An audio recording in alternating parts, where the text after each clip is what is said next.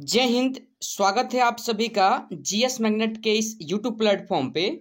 तो अभी हम होम गार्ड के ऑफिशियल वेबसाइट पे हैं और देखिएगा बिहार होम गार्ड 15,000 पदों के लिए जो आपके अलग अलग जिला में यानी कि जिलावार जो भर्ती होने वाला है। जब आप देखिएगा इस होम गार्ड भर्ती के लिए जो आज 27 मार्च को यानी कि ऑफिशियल नोटिस में बताया गया था कि फॉर्म भरना शुरू हो जाएगा। जब अभ्यर्थी फॉर्म भरवाने के लिए साइबर कैफे के पास गए तो यह देखा गया कि बिहार होम गार्ड का यह जो वेबसाइट है वो चल ही नहीं रहा है, यानी कि खुल ही नहीं रहा है, यानी कि कमिंग सून बता रहा है, जिसको लेकर के अभ्यर्थी काफी ज्यादा परेशान हो गए। जब देखिएगा कि आज 27 मार्च से ही बताया गया था कि बिहार होम गार्ड के लिए ऑनलाइन फॉर्म भराएगा, लेकिन साइट ही नहीं खुल रहा था। जब लिंक ही लाइव नहीं हो पाया तो बिहार होम गार्ड की तरफ से एक अपडेट आता है कि आपका फॉर्म भरना 28 मार्च नहीं, आज ही से आपका बिहार होम गार्ड के लिए रजिस्ट्रेशन होने लगा है। लिंक एक्टिव कर दिया गया है, तो आप सभी अभ्यर्थी अपना फॉर्म जरूर भरवा ले। ठीक है, तो आपके परेशानियों को दूर हम इस वीडियो के माध्यम से कर देते हैं और बता देते हैं इसी वीडियो में कि आपको अपना फॉर्म कितने स्टेप में भरना है, डॉक्यूमेंट क्या चाहिए, डेट ऑफ बर्थ आपको क्या चाहिए, कौन कौन से डॉक्यूमेंट आपको अपलोड करने होंगे। ठीक है, और महिला अभ्यर्थियों के लिए भी बिहार होमगार्ड की भर्ती बल्ले बल्ले यानी कि अधिकतर जो चयन महिला अभ्यर्थियों का इस बिहार होमगार्ड में भी होने वाला है, तो महिला अभ्यर्थी भी इस वीडियो को ध्यानपूर्वक देख ले। ठीक है, चलिए तो हम बात कर लेते हैं बिहार होमगार्ड यानी कि रजिस्ट्रेशन को लेकर के जो आपका ऑनलाइन फॉर्म भरने की प्रक्रिया है।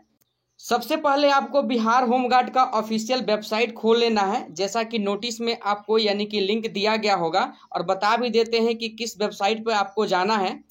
यही लिंक है, ध्यान से आप लोग देख लीजिए। जो नोटिस जारी किया गया था होम डिपार्टमेंट की तरफ से, बिहार होमगार्ड की तरफ से, कि आपको ऑनलाइन फॉर्म भरने का जो वेबसाइट है www.onlinebhg.bihar.gov यानी कि gov.in पर जा करके आपको फॉर्म भरना है। तो इसी वेबसाइट को गूगल में आपको सर्च करना है। जब इसको गूगल में सर्च कीजिएगा तो आपको ए वाला पेज खुल करके आएगा जो आपके स्क्रीन यानी कि आपके फोन के स्क्रीन के सामने होगा, दिखाई देगा बिहार होमगार्ड यानी कि बिहार गृह रक्षक। और इसमें क्या करना है देखिए, यहाँ पर बताया गया है होम गार्ड एप्लीकेशन 2025, यानी कि जो होम गार्ड 2025 में जो 15,000 भर्ती है इसके लिए एप्लीकेशन ये फॉर्म है। ठीक है, देखिए आपका जो फॉर्म भराएगा यानी कि एक बेसिक डिटेल और एक अपलोड डॉक्यूमेंट, और लास्ट में आपको प्रीव्यू दिया जाएगा यानी कि क्या बोलते हैं अपना, यानी कि कोई भी डिटेल जो आपको अगर गलती से गलत भरा गया तो आप लोग एक बार यानी कि प्रीव्यू करके आप लोग देख भी सकते हैं। अंत में आपका सबमिट हो जाएगा फॉर्म। ठीक है ना, तो आपका 4 स्टेप में पूरा होगा। यहाँ पर देख लीजिए, खुद बता दिया गया है कितने स्टेप में भराएगा। सबसे पहला जो स्टेप होगा देखिए यहाँ पर आवेदक का नाम, यानी कि इसमें नाम आपको भरना है। ठीक है, और उसके बाद आपके अपने यानी कि पिताजी के नाम इसमें भरना है और माताजी का भरना है।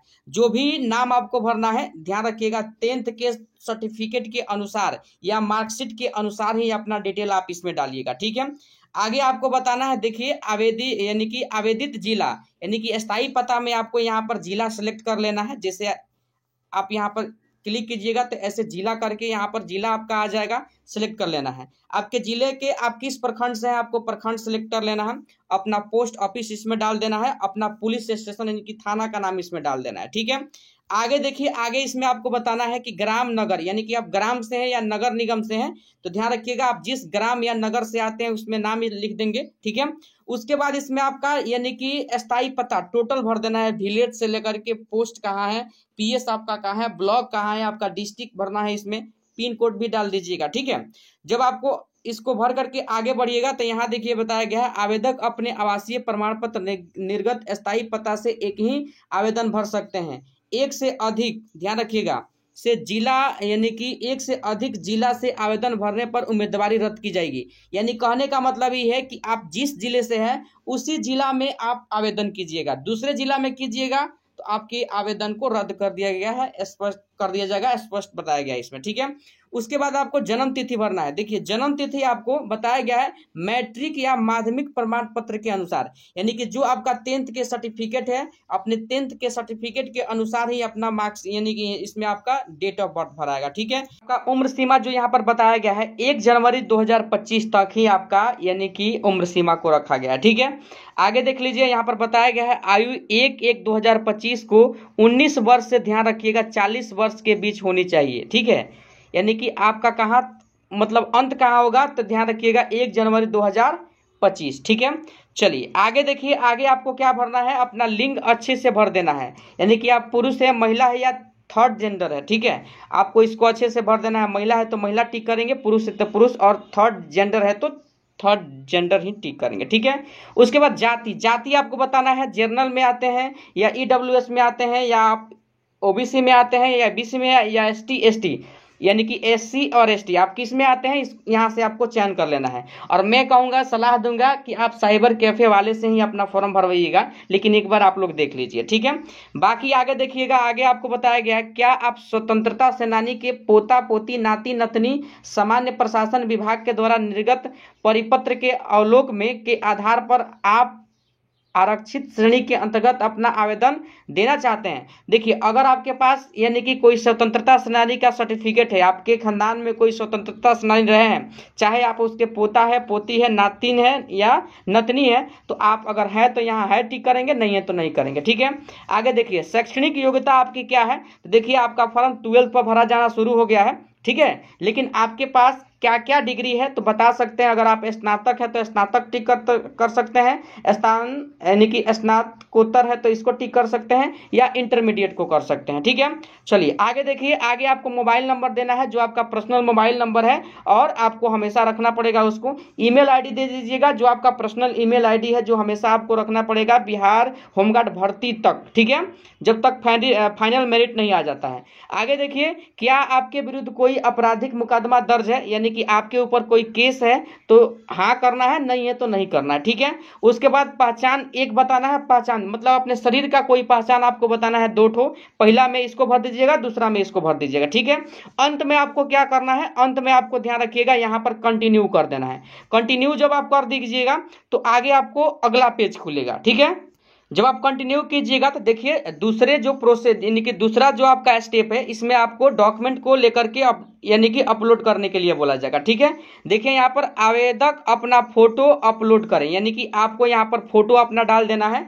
फोटो अपलोड करते समय निम्न बातों को ध्यान में रखें, जो बात ध्यान में रखने के लिए बोला गया है। फोटो 2 माह से अधिक पुरानी नहीं होनी चाहिए, फोटो रंगीन हो या उस पर जन्म तिथि अंकित हो, फोटो का बैकग्राउंड सफेद होना चाहिए, ध्यान रखिएगा इस चीज को। ठीक है, उसके बाद साइज जो बताया गया है, यानी कि फोटो का साइज 0 से 1 KB के बीच होना चाहिए। ठीक है, ध्यान रखिएगा। तो फोटो आपको अपलोड करना है। उसके बाद देखिए आपको जो अपलोड करना है, हस्ताक्षर अपलोड करना है, मतलब देखिए अंग्रेजी में करना है इसको, ध्यान रखिएगा। आगे देख लीजिए, इसको यहाँ बताया गया है, यानी कि हस्ताक्षर का स्कैन अपलोड करते समय निम्न बातों को ध्यान रखना है। हस्ताक्षर का बैकग्राउंड सफेद होना चाहिए, हस्ताक्षर स्कैन का साइज 0 से 50 KB होना चाहिए, यहाँ ध्यान रखिएगा। ठीक है, उसके बाद यहाँ पर बताया गया है कि आवेदक निम्न दस्तावेज अपलोड करें। देखिए शुरू में ही हम बता दिए थे कि आपको क्या क्या बनवा करके डॉक्यूमेंट रखना पड़ेगा। देखिए अपना निवास प्रमाण पत्र आपको अपलोड करना है यहाँ पर। ठीक है, जन्म तिथि से संबंधित मैट्रिक समकक्ष प्रमाण पत्र,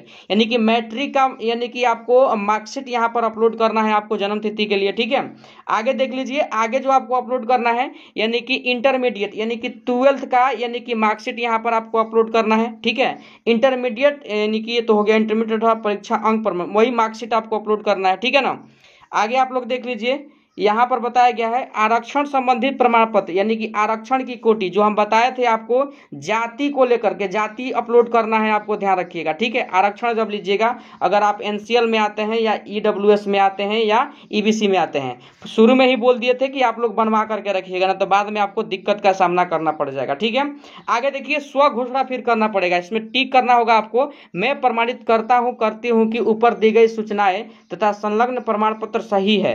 ठीक है, और देखिए मिथ्या पाए जाने पर मेरी उम्मीदवारी और नामांकन कभी भी बिना सूचना के रद्द किया जा सकता है। और आपको क्या करना है, यहाँ पर क्या करना है, कैप्चा डाल करके और आपको सबमिट करना है। जब ऐसे कीजिएगा तो आपको एक बार आएगा, यहाँ पर देख लीजिए, यानी कि प्रीव्यू करने के लिए, अपना डिटेल देख लेने के लिए कोई गलती तो नहीं है। जब प्रीव्यू करके आप यानी कि सबमिट कीजिएगा तो अंत में आपसे पेमेंट करने के लिए बोला जाएगा और पेमेंट कर लीजिएगा तो आपको मिल जाएगा यानी कि रजिस्ट्रेशन नंबर और आपका फॉर्म कंप्लीट हो जाएगा। तो 3 स्टेप यानी कि 4 स्टेप में आपका फॉर्म भरना शुरू हो गया है। तो देर मत कीजिए, आप जितना जल्द हो सके अपने फॉर्म को भरने में आप लोग लग जाइए, क्योंकि बिहार पुलिस की तरह ज़्यादा समय नहीं देगा, क्योंकि आपका फिजिकल भी यानी कि बहुत जल्द अप्रैल में शुरू हो जाएगा। ठीक है, चलिए तो आपको यह इन्फॉर्मेशन कैसा लगा, वीडियो अच्छा लगा हो जरूर आप लोग चैनल को अगर नए हैं तो सब्सक्राइब करके वीडियो को लाइक से जरूर कर दीजिएगा। और आप हमेशा चाहते हैं बिहार होमगार्ड से संबंधित सूचनाएं प्राप्त करना तो वीडियो के डिस्क्रिप्शन में टेलीग्राम का लिंक दिया गया है, वहां टेलीग्राम से आप लोग जाकर जुड़ जाइएगा। ठीक है, वहीं पर आपको सूचना प्रोवाइड करवा दिया जाता है। ठीक है, चलिए तो इस वीडियो में बस इतना ही, फिर मिलते हैं अगले वीडियो के साथ, तब तक के लिए जय हिंद जय भारत।